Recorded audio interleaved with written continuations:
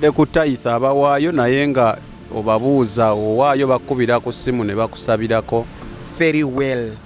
Let me tell you, kiri biblical, not even biblical.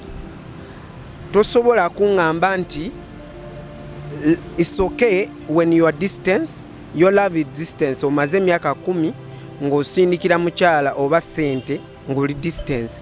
Myaka 10 mukyala abadde ayayana okubala n'omusajja okimanyi bulungi gw'omaze myaka 10 oli eyo mb'oli mukola.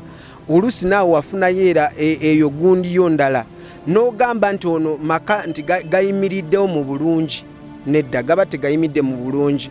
You have to come back and check your wife. Nobeera naye hand to hand, touch to touch. Ne Katonda bw'ayagala nsonga lwaki yagamba Musa twala si Musa, Abraham twala gundi Isaac omumpe nga saddaaka. N'amulagira walina n'okumusaddaakira n'amugamba genda okumewo ki ekyoto. Era ono bwe yatwala Isaac awo wennyini Katonda yaliwo. Bwe yakwata Isaac n'amuweebasa ku kyoto Katonda yaliwo. Bwe yalaba obumalirivu bwa Abraham n'agamba tosala mwana muleke kwata akaliga kaakano kubanga mwana yali mu mikono gya Katonda awo ku kyoto. Muntu yenna wobanga owaayo tithe kye tuyita tithe oba sacrificial seed, there's what we call hand to hand oba mukono ku mukono. Oyina kukyusa omukisa bakiyita batya mu Luganda nyamba kuyisinganyiza mukisa hand to hand. Muyina okuwa kiganye muyina kiganye naye nga basically ekyagezaho okugamba nti muyina okubanga owaayo n'omukisa n'ogufuna. Katonda akolera mu bantu. Togamba Katonda ndaba mpayo omukisa. Katonda akulaba nga owaayo otya mukisa. Musumba olina okulaba endigaayo ereso leero erese emitwalo 10 okwata zikwate mu ngalo gisabire encha evemu amata malala encha efune magoba ereete mitwalo 2. It's not advisable or biblical. Kale bantu bamati bakimanyi nti ogenda n'osula mu kibbo ekimu ky'ekumi ensigo egundi ekibereberye. Omukyala teyaleese tithe bambi yaleese ensigo. Kankitereezeemu yandeetedde ensigo. Tugenda musabira totya oba nsigo oba kitujja musabira. Ekiweewaayo osobola kiwaayo mu kibbo naye what we call tithe. For example, mulowooza nti oluusi tuba twogera nga omuyangamba muba off beat off key naye tetuli off beat tetuli off key.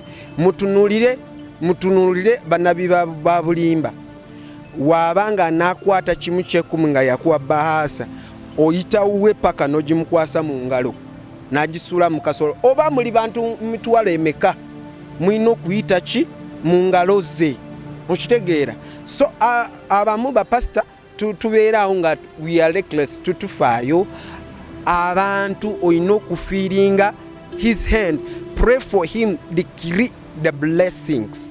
So basically offering is kiweebwayo solo suula mu kibbo. Yes, but things to do with tithe and seed oyina owaayo mu n'ekibereberye oyina biwaayo hand to hand.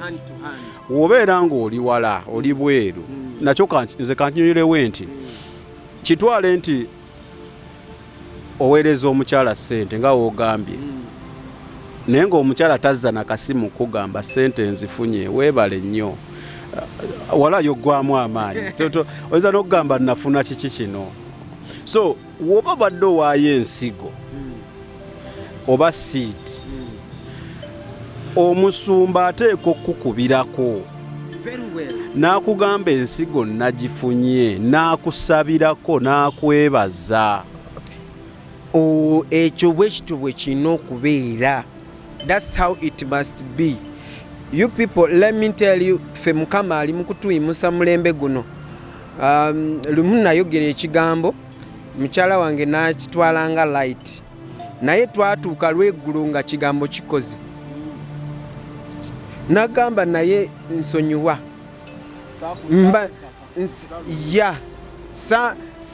saasizzamu ekitiibwa kino kyokoze eki kyenayogedde.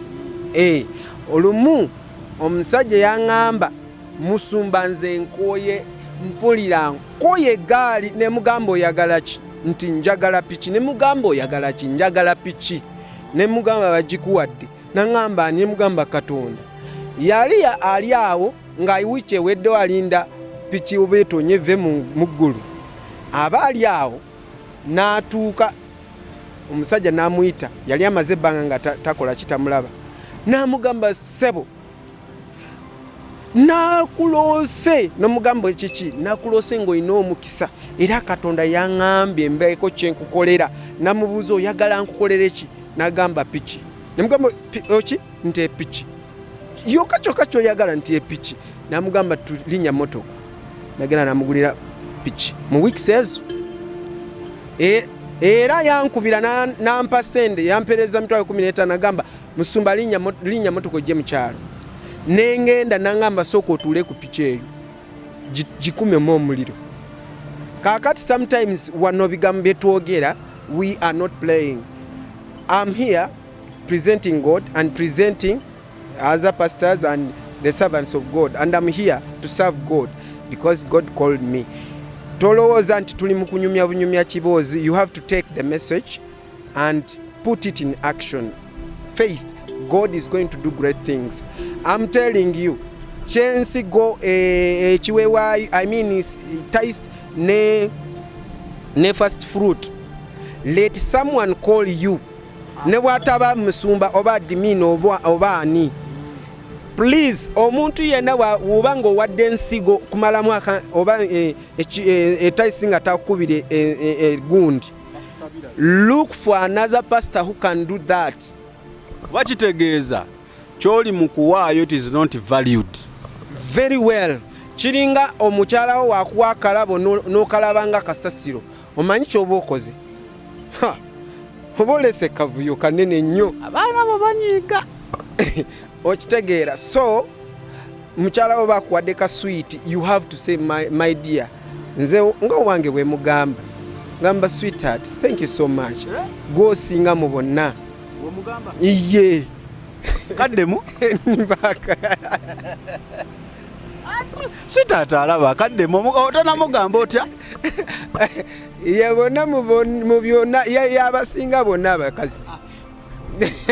Kedde luli kogerega ogere sweetheart, you're the best. Yeah. So basically kyetugezaako laga nti olina okufuna essaala direct from oyo gw'owadde ekimu eky'ekkumi oba ensigo yo. Omusumba alina bagamba kulabirira endiga. Olaba omusumba yaleka n'okuzikuuma eri emisege. Olaba yaleka 99 n'agenda n'anoonya paka eyali ebulako. That's what we call care. Kakati ogenda n'olaba wootyo esente we ziyitidde mu bbanga kutuuka mu Uganda wano ziyita mu principalities nyingi.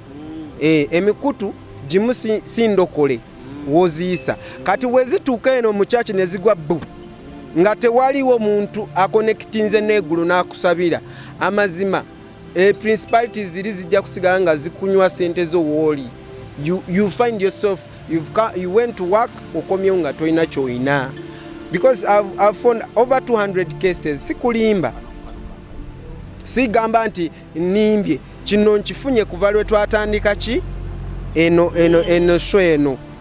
Era mpulira essanyu ebeera ng'erina feedback gyereetawo ekyo n'okuyambibwa, era nkwebaza. Kampiseewo kano, nyina show gye nakola emabegako n'omuntu omu, sigenda mwogera, naye nafunye waliwo mukwano gwange yankubidde akola ku radio.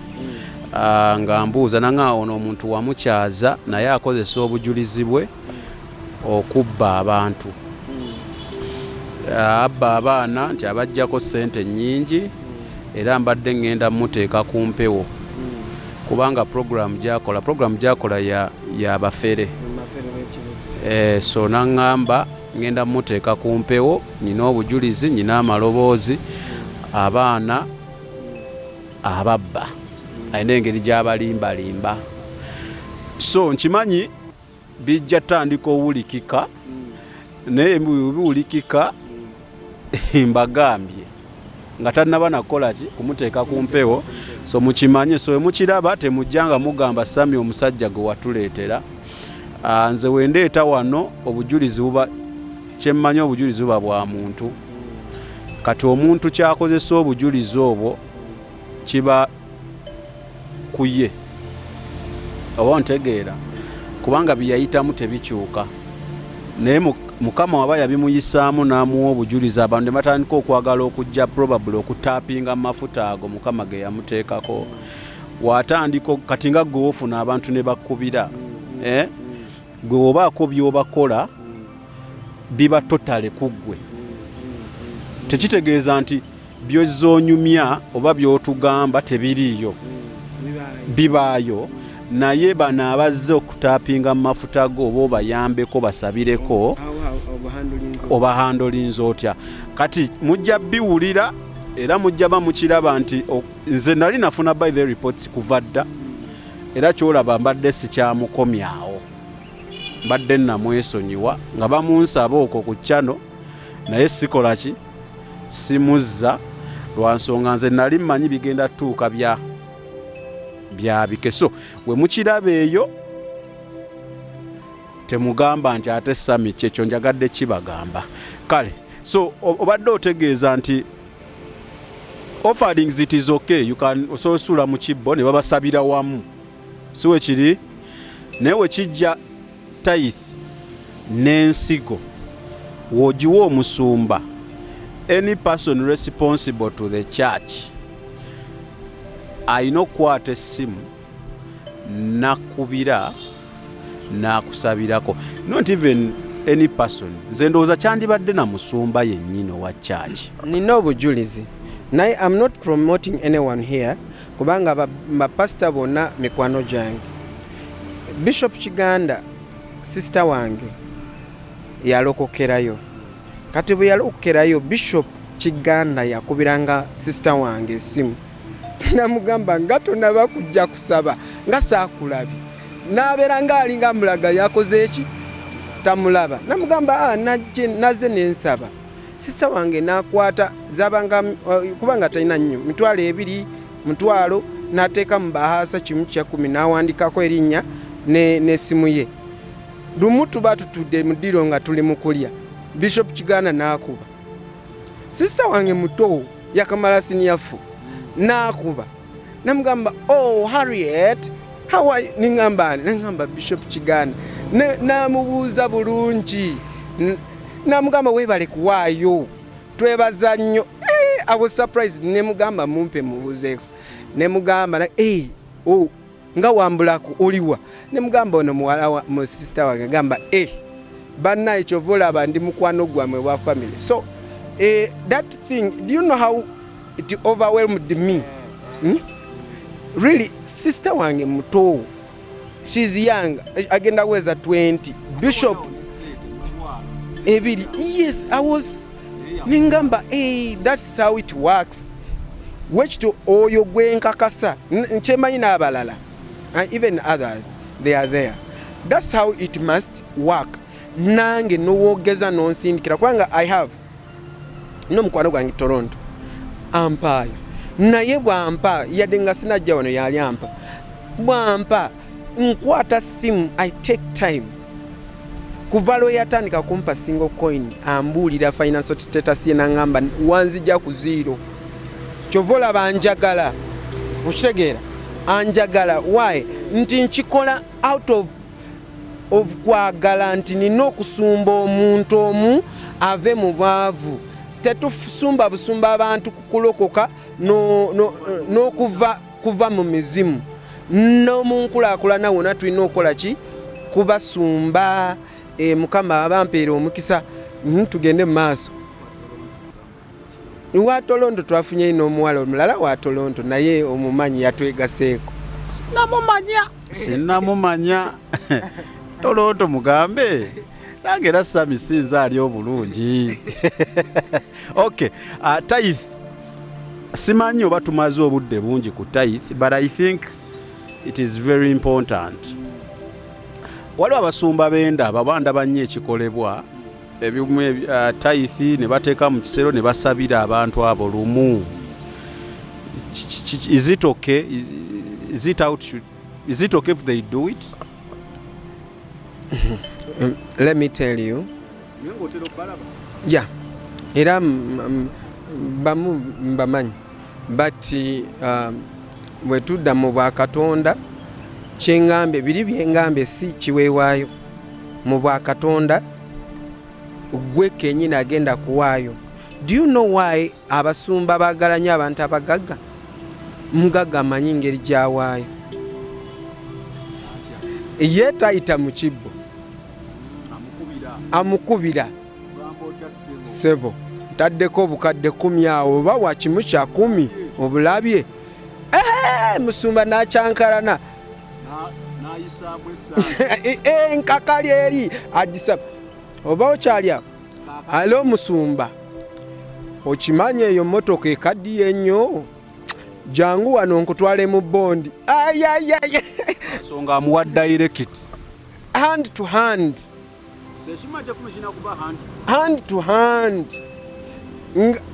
Hand to hand and prayer. Woba oli wala, your message makes a key. Nze nange message ze wala, nzi screeninga wano ku computer, nembeera with the record. Because mugulu eyo, buli kintu ky'owadde ku ministry, ku church, obanga awadde egulu. Kintu ky'owadde ministry, ky'owadde church, ky'otadde mu bamulekwa nga bino byonna bikolerwa mu church, obanga oyambye ki egulu. Eri kyewandiikibwa kyagamba nti nali bwereere n'okola ki, enjala yali ennuma n'okola ki. Church mukyala wa Yesu. Bw'olemererwa kulabirira church nga ne sente zo wotayagala mukyala wa Yesu golooza ajja kwagala era ajja kutwala by the way.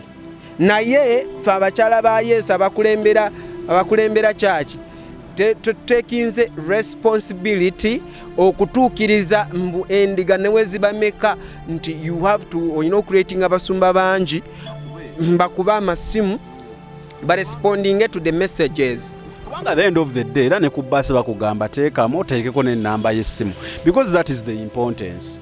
Naye baŋŋamba nti abasumba abamu ate ezo ennamba ze bawandiika ku ssimu ate bazikozesa kutiisatiisa na kusabiriza nnyo. Musumba tolina kusabiriza nnyo ekyo nga bw'olaba nze waliwo omusajja yankubira n'aŋŋamba oyo ndooza y'omu ku baddevo worshippers be naalabye nti n'agamba nti gw'oli mwavu ate otubuulira bya Katonda. You understand? Ndowooza pastor oyo abeeramu engeri kubanga tojja yagambe nange ndi mulokole ate ndi pastor ndi muweereza we yasembesezaayo kubanga saakoogera. So ngamba omusumba bw'ati abayeeramu ngeri etategerekeka because tetuliwo kutiisa endiga, tuliwo kuzikumaakuma, kitegeera, kuzizaamu amaanyi, kuzisabira mbawone. Kankubuulire endwadde y'omwoyo si nyangu, tebagimirira panado. Endwadde y'omwoyo kigwa n'omusajja wo amanyi ki eby'omwoyo. You understand? Obwavu tojja bumirira painkiller oba panado. Teri ddagala ntutundayo eri abagagga. Okujjako ng'okutakanaka neibabo oba kakongo kasazeeko omutwe ye panado okujjeko ekyo. But fe abasumba abalina ekigambo kya Katonda oba Katonda bakozeseza mu bulungi tulina okukola oluzo tubadde twebase nga tetumanyi tetulina okukola ekintu bwe kityo. Lwaki? Nti oli bensi waba agenda ayagala sente z'omusaayi bamugamba genda oleta akaana okwata akambe okeesalire mu maaso ga sitaani mu mikono gyani era n'akikola era waba omusamize nga presentinga ani sitaani. Okitegeera? That's how bana abensi bakopa enkola yaffe ate ne ba committed batambulira ku biragiro. Teri kulya mmere kunywa omusaayi stop taddamu kulya emmere. Naye wano mulokolo mugamba tusiba mwezi agamba wololo nyina alusazi Katonda yaziwonya.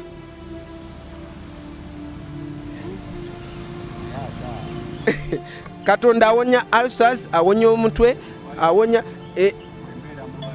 omulwadde agambe nti mponye, omulema agambe nti nsobola kutambula, omuzibe wa maaso alabe. Nze enjiri gyembulira wano nga tuvudde mu bubaka Katonda bwe yantikka mbuulira enjiri y'okuwona endwadde z'omwoyo. I pray for people ne bawona ne batereera mentally as long as wowona mu nsi y'omwoyo n'omala nenkusabira n'obiikula amaaso g'omwoyo ne gabikuka, awo tojja kuŋŋamba mbu ojja kusigala mwavu, oba ojja kusigala ng'oli mu bulwadde, oba ojja kusigala oli mulwadde w'omutima. Juzi nakuwa obujulizi, omukyala yali agenda India kumutereeza okumusala omutima, saabukuwa n'awuliriza akantu buli buntu bwe twakola bwasooka bwonna n'abumalayo bwonna. Kye yakola yabudownloadinga ku Google n'abureplayinga n'abuteeka mu kagundi ne yeebaka ku pilo bw'ati n'abuteeka awo. Azuukuka enkya ku makya mutima tegumukubanga, nejjo yankubire n'aŋŋamba mutima teguddanga yawona. N'abasawo bagambye maybe gusirise bulwadde busirisi yagende ne bamukebera emulago. Kati what I speak with confidence and sirina kintu kyengenda kutya kubanga njogera kigambo kya Katonda ng'ovudde ku bujulizi bwembawa ekigambo kye baŋŋamba mbagambe. Yes, ekyo kiwedde, ekyo kimu kyekumi ensigo n'ekiberebere biwedde ebyo. Kati tuddeyo we twabadde ku kwagala. Naye ndowooza okwagala okwo mwakutegedde nakwo, tebakutegedde kweri? Bakutegedde nti okwagala kuzibikira. Omuntu wakola ensobi osobola musonyiwa n'otuuka eyo n'omubulirira mu bulungi nga si mu bukambwe. Sometimes abazadde tukambuwalira nnyo abaana ne bawuguka. Omanyi kuwuguka? Mwana tomutuziza mu kwagala n'omutuuza n'omusomesa bulungi mu kwagala, tugenda kufuna product nga y'omuntu yawuguka dda kubanga oba tayagala mmanya. Buli nnaku musibya ku miggo, okwo si kwagala kwa Katonda. Bayibuli egamba kituufu, sula omuggo oyonoone omwana naye tokifuula nga mulimu routine, daily routine. Okitegeera? So okwagala osobola kutraininga muntu yenna okwagala nga talina okwagala. Osobola kumutraininga okwagala n'atapinga mugwe. Okwagala kulina magnet kusika. Kati Samike alinga mukwano gwange saawa zino, kati afuse muganda wange. Kati kyonna ekintuukako ali responsible okujja kunchekinga Pastor Edward, lwaki kino kintu kikoze ki? Okwe tuyita ki? Okwagala. Owalasti yaba nonya abanatageti ye ayinza okuwaana nakuyita malayika nakuwanika mu bire naye ajja kulekayo ekigo kyogenda kwewanuula eyo katimako. Katimako gyakatwalira mu sowani bwoti munaye kamenyese. Yes. Sikudusizza kati awo tuveewo tukwate ewalala. Yes, kati tubadde ku kigambo nabadde nkyogeddeko Bible. Kakati bino biriwe biti: Yesu kwagala, Yesu kigambo, Yesu kitala. Kitegedde? Yesu kwagala, Yesu kigambo, Yesu kitala. Ekyo kitegedde bulungi? Yes. Kakati Yesu amaze kuba ebyo bintu byonna, ngeri gye twali awo nga tutudde, bannaye nalaba bamalayika, nali sinalaba nga twogera, naye I came to realizing the angels are in the room, bali mu room, they are working. Ngamba bannaye mbadde sitegedde kati I was focused to him nga siraba ki ebigenda ki mu maaso ya kakati nanyonyola ekigambo n'agamba ekigambo kino kyolaba kino, it is part of heaven, it is kitundutundu ku bakabaka bwa Katonda, Bible. Nalyoka nyumiza ku bwakabaka bwa Katonda n'agamba bwakabaka bwa Katonda buli ku nsi, bwakabaka bwa Katonda bugenda budominatinga nsi zonna, naye bugenda buwamba bwakabaka bwani bwa Sitaani. Lwaki? Nti kigambo kino kye kirina okukola, kubanga kigambo kiba kikozi, kirina okukola nnyo wano ku nsi okulaba nti obwakabaka bwa Katonda bukula ate bukulaakulana. Abatana kutegeera bwakabaka bwa Katonda bwe buno, omuntu yenna bw'alokoka n'akkiriza Yesu kubeera mulokozi we, aba ayingidde mu bwakabaka bwa Katonda direct. Si gamba nti buli mugulu ne wano ku nsi bukoze eki, kubanga waliwo saala egamba nti obwakabaka bwo bukole ki? Bujje. Byoyagala bikolewe ku nsi leka bikolewe wa? Nga we bikolerwa wa? So tobeeranga onomanya nti ebikola byenkola wano tebijja kolebwa mu ggulu. Ate Katonda byakola wano ku nsi ne mu ggulu bikola ki? Bikolebwa. Kyovola nkugambye bandaga bintu bingi. Ekigambo kye kifuga bwakabaka bwa Katonda wano ku nsi wano we tuli wano. Ekigambo okitegeera? Ekigambo bwenjogera kigambo mukitegedde. Kakati obwakabaka bwa Katonda bulimu obulamu, bulimu obugagga, bulimu amazima, bulimu okweyagala, bulimu bwomanyi obwakabaka bwa Katonda nga bulina okuba bwe butyo bulina okuba. Naye obwakabaka bwa Sitaani bujjudde amaziga, bujjudde kukaaba, bujjudde ebiboowe, bujjudde emiranga, bujjudde kusinda, bujjudde gweteekawo kyonna kyowulira. Obwakabaka bwa Sitaani buli wano ku nsi magombe. Okitegedde? N'aŋŋamba ekigambo kyonna ky'okozesa wano ku nsi kye kisalawo obwakabaka bwa Katonda bweyongerako oba busalikwa bukola ki? Butoolwako. Naawe oli Muganda, nyambako bigambo bimu. Kakati n'anyumiza n'aŋŋamba nti mu generation eno obwakabaka bwa Katonda buddukira ku speedi mu kukulaakulana, naye abakozi bakyabulamu batono, naye tetwetaaga namba nyingi kuzikirira. Okitegeera? Kati n'aŋŋamba waliwo ebyokukozesebwa vessels zenawa eyo wansi ziri mu bwakabaka bwange, naye vessels ezo zaatuula. Nange ne mubuuza vessels otegeeza ki? Vessels ebikozese abantu abalina okukola wano mu bwakabaka bwani bwa Katonda. N'aŋŋamba nti olaba nti nakola bwati wali ku ttiimu, n'agamba olaba oyo pasita nti atuula awo ku church mwaka ku mwaka tagenda kuyigga eri mu bwakabaka bwa Sitaani, yayagala bamuyigge. Okitegeera? Bamunoonye. Obeera onogamba ne musumba mbadde nsaba jangu nenzije tukolekoleko ku program togere ku kino.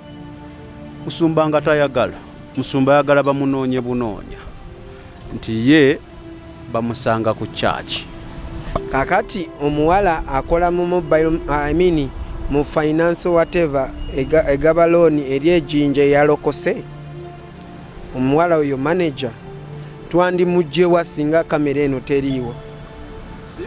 Ate ono omuwala alokokedde Abu Dhabi twandimugyewa singa si kamera eno, oba singa si Unique Media, oba singa sinze ne Samike n'agamba Musumba nze nkukirizamu jangu ku kamera. Abantu mbalabeyo n'omugamba munnaye mbadde nsaba jangu twogere, n'agamba bajje nze ndi ku church. Nga kati Mukama Katonda tugenda kyusa tutya abalala. Kweno video giraba era kyola nebaza buli yenna atambuza. Nze olumu mbeerawo ngezeyo ku TikTok n'osanga nga omwana yasala video yonna n'agitambuza ku TikTok. I'm happy for that. Sikiinaako tabbo lwansonga nti nze maybe channel yange tennakula kimala kutuuka bantu bangi nnyo benjagala etuukeko. So n'omwana naye waagira n'atemaatema obuntu buno n'ateeka ku channel ye atapinga mu audience ye, maybe tewaliyo ayinza okuba nga abadde ayagala ebigambo bino nga tamanyi wakubijja. Waliwo ayinza okulokoka nga awulidde ebigambo bino. Of course n'abasumbuyi babaawo, naye nze ntunulira nnyo bano abanzikiriza than abalwanyisa, because nga bagamba nti olumu tumalira nnyo obudde ku batatwagala ne tudisappointing abatwagala.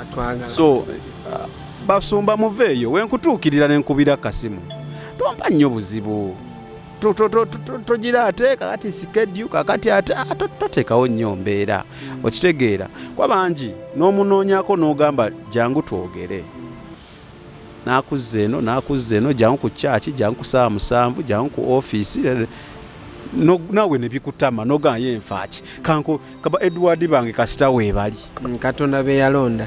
Nkakati waliwo omuwala wange mu group ya spiritual purpose ye kye yakola ya recordinga mu audio n'ateeka mu WhatsApp ezisigadde ezisinga zonna. Okitegeera abaana gye bali abatambuza enjiri eyo yempeera yawe mu gulu liba likulaba. Gwe kintu kyokola n'olowooza nti oli maybe ng'oyagala munaawulirize nedda gulu liba likola ki likulaba. Kakati vessels ffe bapasita we are the vessels. Ife tukaalinga ekigambo kiyitamu ffe. Yes, and when kimala kuyita muffe tulina okutraininga.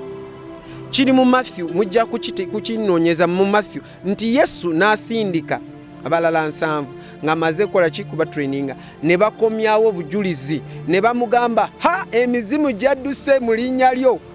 Okitegeera yabaddamu n'abagamba mbawadde amaanyi n'obuyinza okulinnya ku misota gy'obusagwa eri sitaani bato bwe yagamba. N'amala n'abagamba nti temusanyuka kubanga mukoze ebyo, musanyuke kubanga erinnya lyammwe liwandikiddwa wa mugulu. Okitegeere bwe yamala kwogera ebyo n'asanyuka ng'amaze kubagamba bajja n'akasigiri munaye Mukama Yesu bikoze n'alyoka abatereezaamu awo bulungi. Okitegeera so abamu basumba tuli kubikoze tetunatuuka ku Yesu bwe yasanyukira yasooka n'agamba yamulaba ng'aggwa n'obusungu bungi nnyo kuva mu ggulu. Ezo scriptures we ziri muzimanyi bulungi kubanga nange ebimu Bible is too big, bimu nange yabiŋambiranga awo. Okitegeera Sitaani yamulaba kubanga baaliwo mu ggulu nga Sitaani agwa yamulaba ng'aggwa ng'akamyanso. Okitegeera so wekityo bwekiri yamulaba kuva ku ntandikwa. Kati ebyamutemu byagamba nti Yesu wa mulembe naye nga Yesu yaliwo ng'alaba Sitaani ng'akola Michael malayika omulwanyi w'entalo nga bakubagana bamalayika baani ba Sitaani ne Sitaani n'amukwata n'amufumita sitaani yajja wano n'obusungu kubanga yajja neggwa baliyita batya kiwundu naawe vakusimu bigambo binzita mbadde nyina kyendawa wano mutemo pasita mutemo lwaki tomuleka tumuleke pasita wange muleke tumulese nze njagala nnyo okwogera ku muntu nga waali ng'asobola okwerwanako. Nalabye mutemu nga nsaba mu comments naye mutemu this is not the right time, but the right time will come. Ojja kutuula nange totya.